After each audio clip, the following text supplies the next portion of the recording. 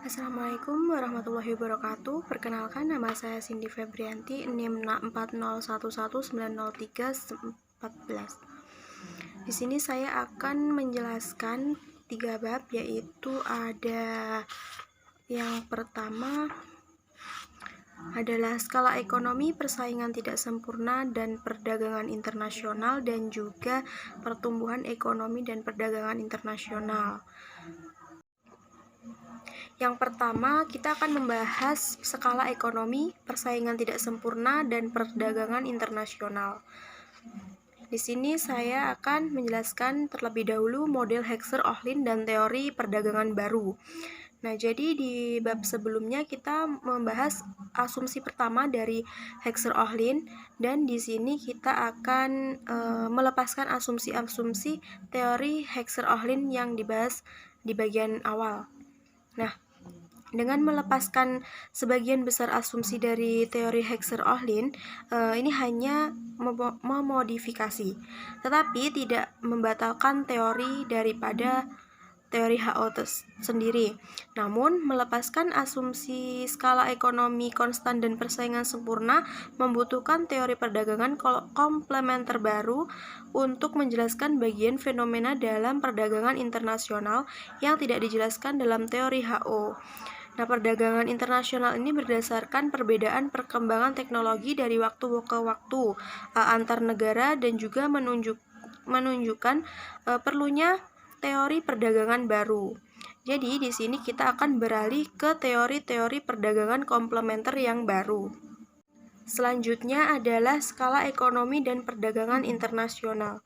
Jadi salah satu asumsi dari model Heckscher-Ohlin ini adalah bahwa kedua komoditas diproduksi di bawah kondisi skala hasil konstan di kedua negara.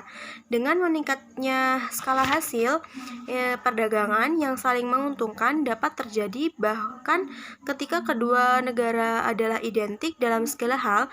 Ini adalah jenis perdagangan yang tidak dijelaskan dalam model HO.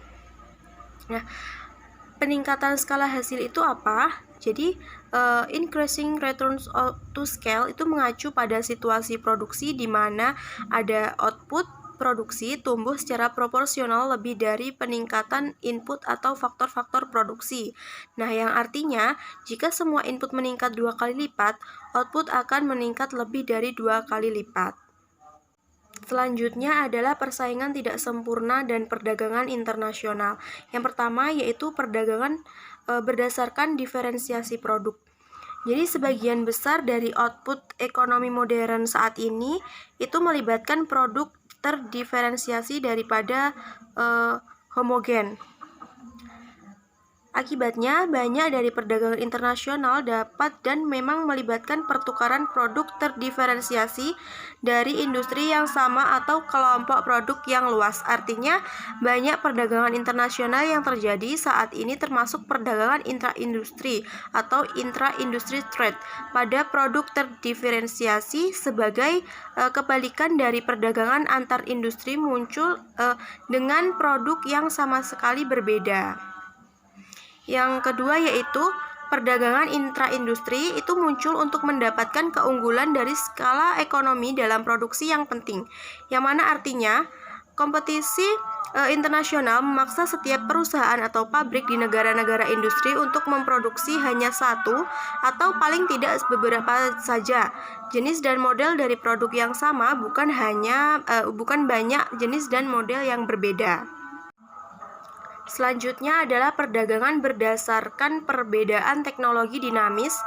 Nah, ini ada model kesenjangan teknologi dan model siklus produk. Yang pertama ya, menurut model kesenjangan teknologi itu diperkenalkan oleh Posner pada 1961. Banyak dari perdagangan di antara negara industri berdasarkan pada pengenalan produk baru dan proses produksi baru. Nah, sebuah generalisasi dan perluasan dari model kesenjangan teknologi adalah model siklus produk atau product cycle model yang sepenuhnya dikembangkan oleh Vernon pada tahun 1966. Nah, menurut model ini, ketika sebuah produk baru diperkenalkan, biasanya membutuhkan tenaga kerja terampil untuk memproduksinya. Seiring produk tersebut matang dan memperoleh penerimaan massa menjadi standar, kemudian dapat diproduksi dengan teknik produksi massal dan tenaga kerja yang kurang terampil. Yang di bawah ini merupakan ilustrasi daripada model siklus produk. Jadi, pada tahap 1 waktu OA, produk tersebut diproduksi dan dikonsumsi hanya di negara yang berinovasi.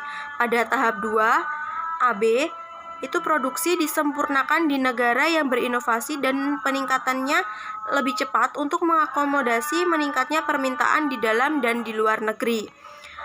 Kemudian pada tahap 3 yaitu BC, produk telah menjadi terstandarisasi dan negara peniru mulai memproduksi produk untuk konsumsi domestik.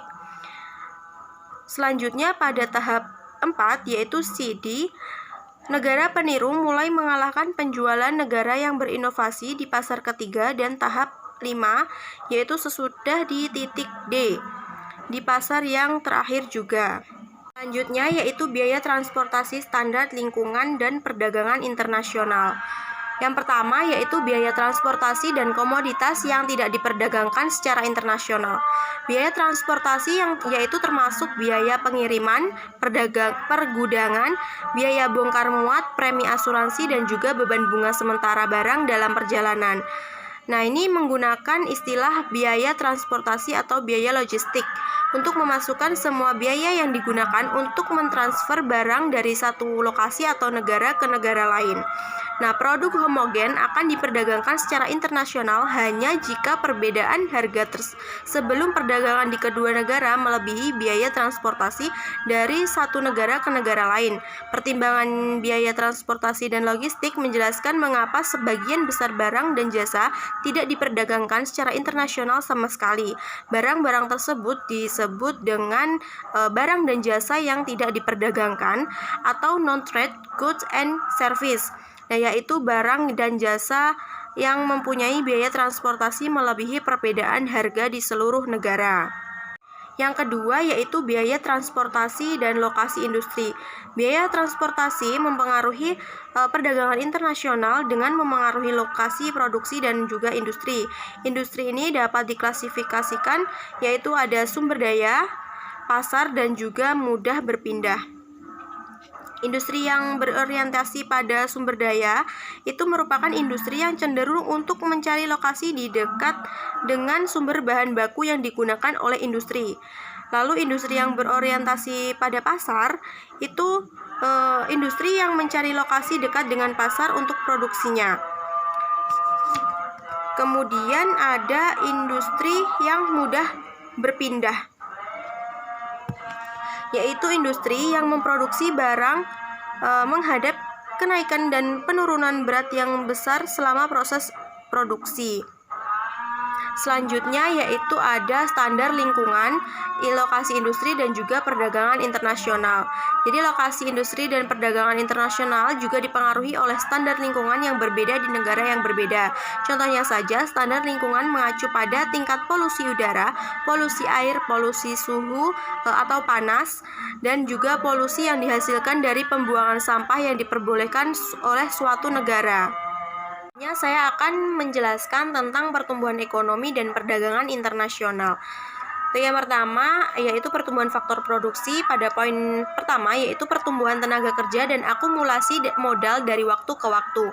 Peningkatan kontribusi tenaga kerja dan modal dari waktu ke waktu menyebabkan batas produksi negara bergeser. Jenis dan tingkat pergeseran tergantung pada tingkat pertumbuhan L dan K.